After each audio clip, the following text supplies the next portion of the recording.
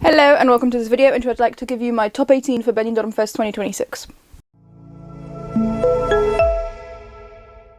I'd quite like to support a broadcaster doing, in my opinion, the right thing, and selfishly also have a taste of normalcy in this strange spring that we are having, that I am going to have. Robin is here with me, as you can tell, as always, and this could be the only top whatever video that I do, as Song Vakepin has now been fully cancelled. That wasn't certain back in December.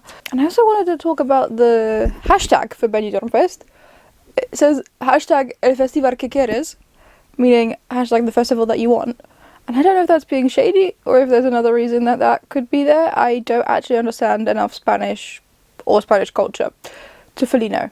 But if you do know, please let me know. I'm curious. Because to me it sounds like they're being shady. And I fully support that, quite frankly. The festival you do want as opposed to the one you don't. So I would just like to jump into it. I listened to the songs last night and made my ranking. Didn't get around to filming a video, but I'm here now. There is a clear last place for me, unfortunately. I'm sure the artists have other great songs. I didn't check anything out, but this song just truly does not work for me. That being Rakata by Dora and Marlon Collins. I just don't get it as a song. It doesn't flow for me. It's got a chiller start than the other ones I'd listened to before. Like, I was listening to them in the playlist that RTV had created, which is alphabetical by artist name, I believe. It's just messy to me. I don't know what the vision was, but it's really not for me. It's one of my least favourite national festival songs I've ever heard in my life. I'm very sorry to the artist, genuinely, but this song just does not work for me. In my 17th spot, I have Las Damas y el Vagabundo, which is from Maria Leon and Julia Medina, I guess. Julia. It's got a basic start, and then it does become a little bit interesting. I don't hate it, but the pre-chorus already was like a bit of a mismatch to me, to the verses, and then the voices don't quite go together according to me. I might be being unfair right now, but this song just didn't really click with me either. However, I was less mad at it than I was at Rakata. In my 16th spot, I've got Tamare from Tony Grox and Lucy Callis. Not sure how to pronounce these things. That's the last song I listened to. It was sultry and then dancey. It's kind of sort of fun. It's not quite a song for me. It feels like it's out of the late 2010s, and I didn't particularly care for it. There's a few upcoming that right now that I think are okay songs. They're fine. I don't think I'd necessarily skip them if they were just on the radio. I wouldn't turn the radio off, but I don't care for them as much. In my 15th spot being No Volver a Llorar from Cu Minerva, which this I just thought was fine, but it sounded like it's from the late 90s. And it sort of went nowhere. It sounded vaguely like a Disney villain song. It's fine. It's well produced and everything. Good voice. But this song itself didn't quite click for me. In my 14th spot is Mataora from Rosalinda Galan. I don't know. I never formally learned Spanish properly. I just understand it a bunch from knowing Italian and French pretty well. It's interesting. It's definitely the most interesting of the songs I've discussed so far, but it actually works. It's, as far as I know, kind of flamenco-y, and then it does go more dancey. It's unique in the lineup, but it's not really for me, and I think there's time for a strong dance break in there, so I'm excited to see what the staging will be like. I'm excited to see what the staging will be like for most of these, to be honest, and that could potentially also affect my top 18. I will not be making one after the show, though, I don't think. But right now, just as a song, it's in my 14th spot. And in my 13th spot is Mimitad by Mikel Herzog Jr., which was fascinating. I think it ended up being mostly just musical theatery. It started off mysterious, and then it broke into a fairly standard ballad, in my opinion. I thought it was building towards something else, towards something more exciting. The bridge was like a mysterious battle scene. Like, it was truly kind of musical theatery to me, which I do tend to enjoy, but this just didn't quite work to me. The ending was wild. I didn't quite know what to think after the first listen, and it's ended up in 13th spot. In the 12th spot, I've got Dopamina by Atiat. Not sure how to pronounce that, but it also felt like 2010s electro. There were quite a few songs that sounded dated, anywhere between the 90s and the 2010s. This one was chill. There was space for a dance break, but it's not really my kind of thing. It's fine, once again, but not really for me. In the 11th spot, I've got Los Ojos No Mienten from Kenneth. It had a pretty basic start and a nice build-up. The chorus was completely unexpected for me. It's interesting in that way. The bridge was nice, and I think it's overall exciting to listen to, which is why it beat out the rest of these songs near the bottom, but it's still not really my kind of thing. And now we're getting into my top 10. In my 10th spot, I've got ¿Qué vas a hacer from Isaniulas. I don't know how to speak Spanish, I'm so sorry. But I did kind of like it. It was late 2010s. The vocal reminded me a bit of Riley, Denmark 2023. Fortunately, it wasn't a sustained vocal throughout the whole song, and that's what saved it for me, really. Because the song itself I kind of like. The vocal was grating on me a bit, which is why it's like a bit lower.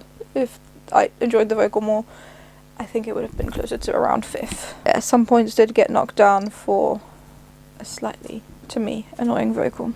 In my 9th spot is Despierto Amandote from Miranda and Baila Mama. This is also a very unique song in the lineup. It sort of goes all over the place. It starts with almost a kind of yodeling. It's also very interesting and unique. The build is weird, but it is at least interesting to listen to, and not in an uncomfortable way for me, so I did put it in 9th for now. And despite everything, it is sort of catchy, so I quite enjoyed it. In my 8th spot is Bailandote by Danny J. I thought it had a familiar opening, like it wasn't truly groundbreaking anyway. It did also sound kind of dated, but it had nice beats. I enjoyed the little break when he sang Tiempo, the little change up. The whole song is quite repetitive, but it's still chill. I enjoyed it. It was pretty nice to listen to. In my 7th spot is Bomba de Amor from Luna Ki? I don't know. This is the only artist who I saw people being excited about when the lineup got announced, and I can't fully take it seriously because KI is the German short version of AI, as in, yeah, they go instead of artificial, künstlich. So I keep getting distracted by that. The song itself was like a mix of modern 90s and very typically Spanish, which I thought was interesting. It sounds like Luna definitely has her own strong voice. It's interesting and catchy. I enjoyed it. But it's not amongst my absolute favourites. In my 6th spot is Turista by Asha. I think there were at least 4 languages in there that I caught. I didn't look this up, but I think Spanish, English, French, and I assume Arabic. I don't know though. But it did have a very, very Spanish start, and the whole song was very chill to listen to. I don't tend to listen to this kind of very, very chill stuff, but I enjoyed the multiple languages, and it's genuinely just easy listening. Like, it's very nice to listen to, but also very easy to listen to. In my 5th spot is Velita by Greg Taro, which is cool. It's the first song that I truly put out as modern from the lineup that I was listening to. I like the beat and the vibe. The voice is cool. Overall, the song though could be a little bit forgettable, but it's good to me. I did enjoy it while I was listening to it. I can see having it on a playlist and not really being upset about that. So I did quite like it. In the 4th spot, I've got Tokame by Mayo. I don't know. Once again, it started off slower, and then it went clubby. That's not usually my kind of song, but this one for some reason did work for me. It's got a good build, and yeah, I don't really know. It shouldn't be my kind of song, but it worked for me this time, and it reminded me a bit of like a alternate version Spanish choice of art, I guess. And I enjoyed it. It was just truly well crafted and good to listen to. Interesting. And now getting into the 3.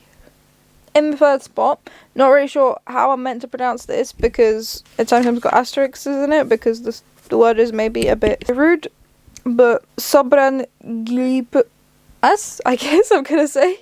I really quite like it. From Funambulista or Funambulista, I don't know, but I do quite like it. I think the lyrics are a little bit tongue-in-cheek. I don't really understand Spanish once again, but as far as I do understand it, it's like there's enough idiots in the world, but we're gonna have fun together, ? So optimistic despite a sad world, I don't know. But I like the cover art. I would like to explore the lyrics a bit more for myself. It made me actually want to know what's going on for sure, and that's definitely a big plus to me. It is a really well constructed song for me. It's got a lot of elements that I like. It's sort of Disney Channel like rock, and then there's some synth and I think irony ? I think I don't actually know. I don't understand enough Spanish, but I did really quite enjoy it. I want to look into the lyrics. It made me want to do that, which is why it deserves a bit of a higher spot anyway, but also musically I do just like it. Now, my second and first spot, very interchangeable for me. On a different day it could have gone a different way, but today I let the bridges decide. I prefer one of the bridges way more than the other, and also I assume I like the lyrics more of my number one, but I haven't given it a proper enough listen to definitely know that, or a Google really, because I don't understand enough Spanish. But right now, this is my number two and nominated number one. The staging could absolutely flip that on its head. I'm curious to see what they'll do. But upon first listen, in my second spot is El Amor Te Da Miedo from Kitai, which is on paper much more similar style of song to something that I enjoy. Some of the lyrics seem to be non-sequentious, like they don't actually make sense one after the other, but that's also what happens in a lot of the songs that I enjoy, so it's fine. And the voices do go well together, but I don't love the bridge. The English wasn't Nothing Can Stop Me, all these lines. It wasn't really, kind of broke the song for me. Otherwise I do really, really, really love it, but the bridge just threw me off, and on paper I like the song more if we take the bridge out, but the bridge did unfortunately kill it a bit. And another song is my number one, that song being Tu No Me Quieres from the Kinkies. I don't know how to pronounce that, but I really, really enjoyed it. It was the second to last song that I listened to. It felt kind of grungy, and it really evolved throughout the song while staying coherent, because some songs do evolve and then it doesn't really feel like the parts match, but these parts seem to match and really flow one from the other, but they were different throughout. It was really interesting to listen to, and the bridge I really did like. And I think the lyrics are just a bit like, you don't want me, and I can't tell if they're being fully serious or not, but I enjoyed the sound of the song as well. Yeah, overall the bridge is what shot it to number one, and just this interesting evolution throughout the song. Did really quite enjoy it. I would love to have a look on my Eurovision scoreboard, except I don't have access to the national finals on there this year. I'm not buying it, and also I don't even know if they would have Benidormfest, seeing as it's not a Eurovision national final this year. So I truly don't know. I can only go based off of views, and I think the song with the highest YouTube views was the last one, which was, where can I see? Tamare. Maybe these people are known, I don't know. I don't know if my Eurovision scoreboard has the Benidormfest ranking. Eurovision World doesn't seem to. I then looked up if there's anywhere else I could have a look, and there's a thread on Reddit which I quickly scrolled through. People seem to agree that they are not enjoying Rakata, and a lot of people do seem to enjoy Mataora. So based on that very quick scroll, I guess Mataora might win, but I think it's also still very dependent on the staging, and I'm really curious to see how this will go, if there will be this intense rowdy audience that you usually get in Spain, the minority of loud fans who choose one favourite and just run with it and basically bulldoze their way to victory, or if it will be a bit more of an even playing field this year. I don't know. Hello Robin, yes, you're very sweet. Yes. I'm very curious to see what will happen with Benidormfest this year, and I will be watching it to support RTV, RTVE, I don't know what accent to pronounce it with, but yeah. I also saw people on Instagram when the songs did get released. I had no time to listen to them then, and this is the first time that I've truly been able to sit down and give them a nice proper listen all in one day and focus, and that's how I like to do it. But when the songs were initially released, a lot of people did seem pretty excited about the quality. I think the quality is pretty similar to most Benidormfest years, but I do think there's a lot of songs that are just decent and a few songs that are good for me. Not every national final has to be the best thing ever. I think both of my number one and number two I can definitely see myself keeping in playlists, potentially a few others as well. So I quite enjoyed the Benidormfest 2026 lineup, and I will be watching the show. I might still slightly hypocritically cover Sanremo. However, as it's officially not a Eurovision selection method and it's a festival in its own right, I'd feel less bad about that. However, I will just see how I feel after the show. I've taken the day after Sanremo off so that I can watch it into the middle of the night and not go to work dying, because Sanremo's interesting to me. Well, after night 1. I know it's 5 nights, but night 1 is the most important one to me, and then obviously night 5. 3 and 4 I don't care about so much, but I want to listen to my Italian music. I get like 5 to 15 saves from Sanremo each year, songs that I actually keep and still have around in playlists, so I will be giving Sanremo a watch, seeing as officially it's its own festival. But it is also what inspired Eurovision. Anyway, back to Benidormfest. Yes, really enjoyed it. There will hopefully be another video coming out soon about my plans in general for this season. If you are curious, then keep an eye out for that. I would like to say this week, but I don't want to promise it, just in case. And I think that's going to be it from me. I am curious to hear your opinions about Benidormfest 2026 in the comments. Please do let me know what you think, what song stands out to you, because there's a few that stood out to me, but my favourites were Tu no me quieres and La muerte de miedo. Really quite enjoyed it. To be able to listen to a national final. Thank you so much for watching this video. I really do hope that you enjoyed it. If you did, please maybe give it a like, maybe subscribe to the channel if you'd like to, and maybe share it with someone else you think might enjoy watching the video as well, if you feel like it, but no pressure.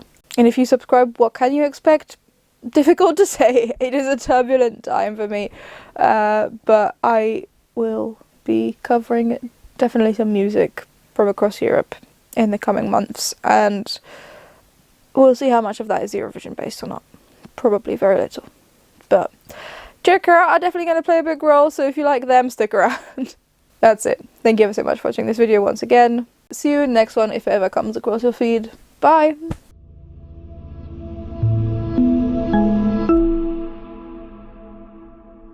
I mean, you're being more destructive than helpful.